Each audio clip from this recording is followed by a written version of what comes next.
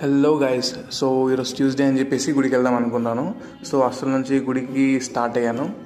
So వెళ్తున్న దారిలో వాళ్ళ హెయిర్ స్టైల్ సెట్ చేసుకోవడం జరిగింది. It was good. సో పోతున్న దారిలో ఇలా కొద్దిగా సన్సెట్ కొద్దిగా అట్రాక్ట్ చేస్తుంటే సన్సెట్ని కవర్ చేయడానికి నేను కూడా ట్రై చేశాను. సో ఇది మా బిల్డింగ్ అనమాట. సో దీని ఆపోజిట్ స్ట్రీట్లోనే టెంపుల్ ఉంటుంది. So we are going in that way.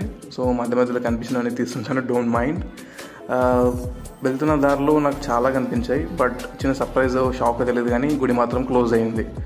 Oh my God అనుకున్నాను. నేనైతే గుడికి వెళ్దామని చెప్పేసి సపరేట్గా వచ్చేసాను. సో గుడి పక్కల తాటి ముంజలు కనిపిస్తే తీసుకున్న తర్వాత వెంట్ టు ఫ్రెండ్స్ రూమ్ అనమాట. సో ఫ్రెండ్స్ రూమ్కి వెళ్ళిన తర్వాత we peeled it of and try to eat it. దీని చిన్నప్పుడు మేము ఐస్ పండు అంటుండే, బట్ దీన్ని తాటి ముంజలు అంటారు, ఇంగ్లీష్లో ఏమంటారు కరెక్ట్గా నాకు కూడా తెలియదు. టెన్షన్ పడకండి, దీన్ని అయితే మేము న్యూటెల్లాలో ట్రై చేయలేదు.